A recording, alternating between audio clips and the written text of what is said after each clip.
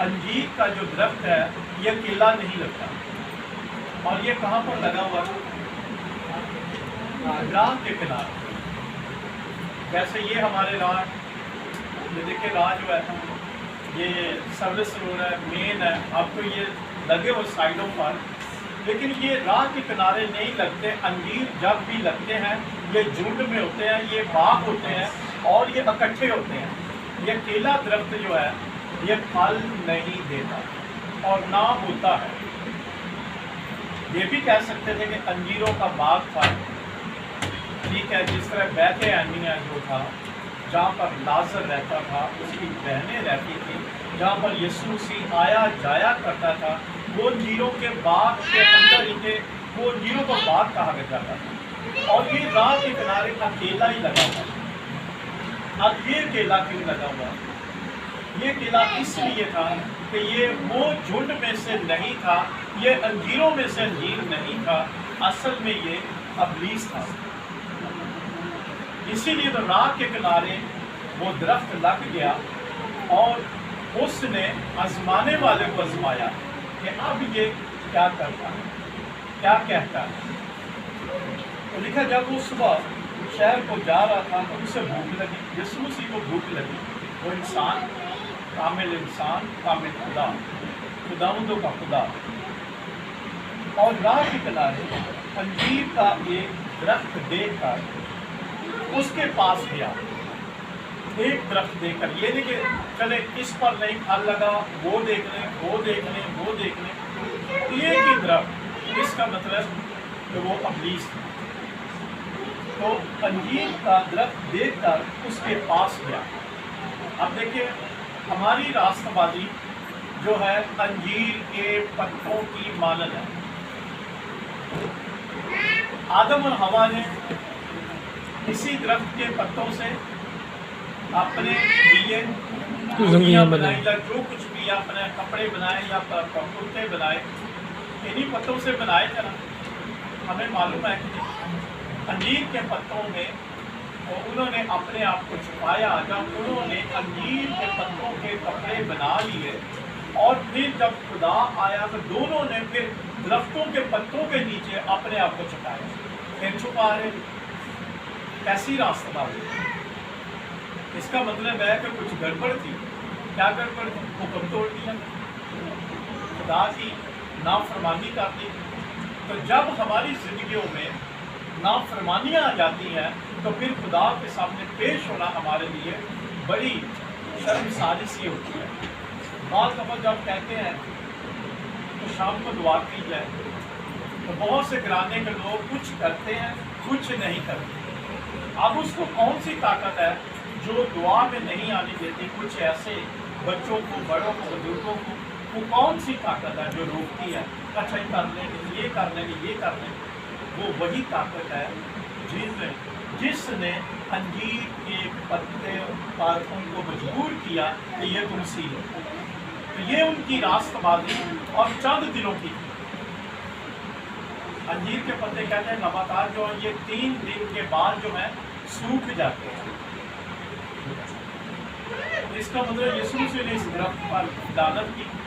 اس وقت آج کے دور میں بھی انجیر لگتے ہیں. کیا ہمیں پتہ ہے نا کہ ہمارے پاکستان میں بھی ہیں، لاہور میں بھی ہیں. میں نے فیملیوں میں، خاندانوں میں دیکھے ہیں انجیر لگے ہیں. وہ گول ٹائپ ہوتی ہے، پرپل کلر کی، اور بڑا میٹھا ہوتا ہے، اور پتے بھی اس کے اتنے اتنے بڑے ہوتے ہیں. ہمارے 2 ہاتھ جوڑے جتنے بڑے پتے ہوتے ہیں، چوڑے پتے ہوتے ہیں. تو آدم اور حوا نے انجیر کے باغ میں جا کر اپنے آپ کو چھپایا، پتے سینا شروع کر دے. جس طرح بھی ان کی ٹیکنیک تھی انہوں نے اپنے آپ کو چھپایا. اور یہاں پر انجیر کا وہی درخت وہ سامنے آ گیا، یسوع کے سامنے آ گیا کہ یہی وہ درخت ہے جس سے آدم اور حوا نے اپنے آپ کو چھپایا، ڈھانکا. اور وہی درخت آگے آ گیا. اور کیا ہوا؟ اور انجیر کا ایک درخت دے کر اس کے پاس گیا اور پتوں کے سوا اس میں کچھ نہ پا کر اس سے کہا کہ آئندہ تجھ میں کبھی پھل نہ لگے.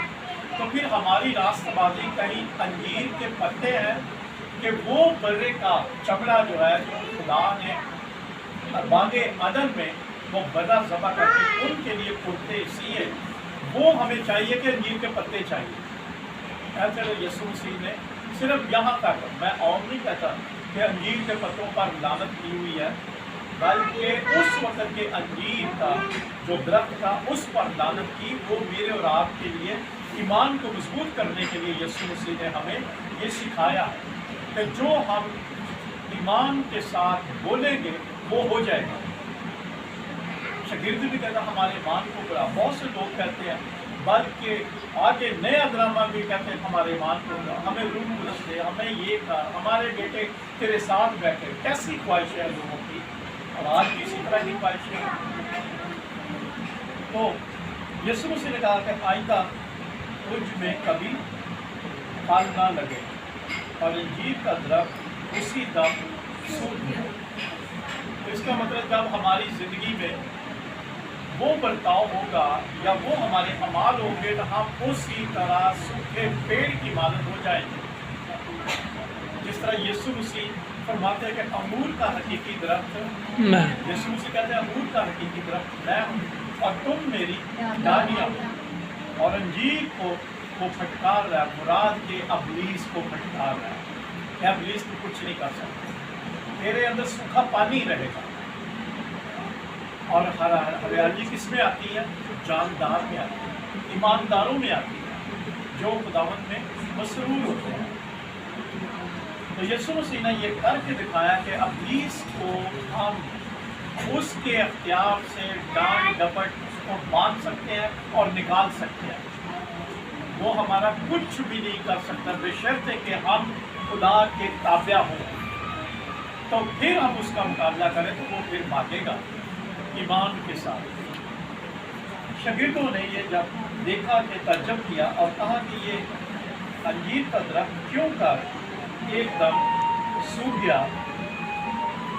یسوع نے جواب میں اس سے کہا میں تم سے سچ کہتا ہوں، یسوع کہ میں تم سے سچ کہتا ہوں کہ یہ جو ہماری زبان ہے، یہ جو ہمارے الفاظ ہیں، جب ہم کسی پر پھٹکار کرتے تو اس کی زندگی میں پھٹکار ہی ہو جائے گی۔ یہ بھی اپنی زبان کے الفاظوں کو کنٹرول میں رکھیں۔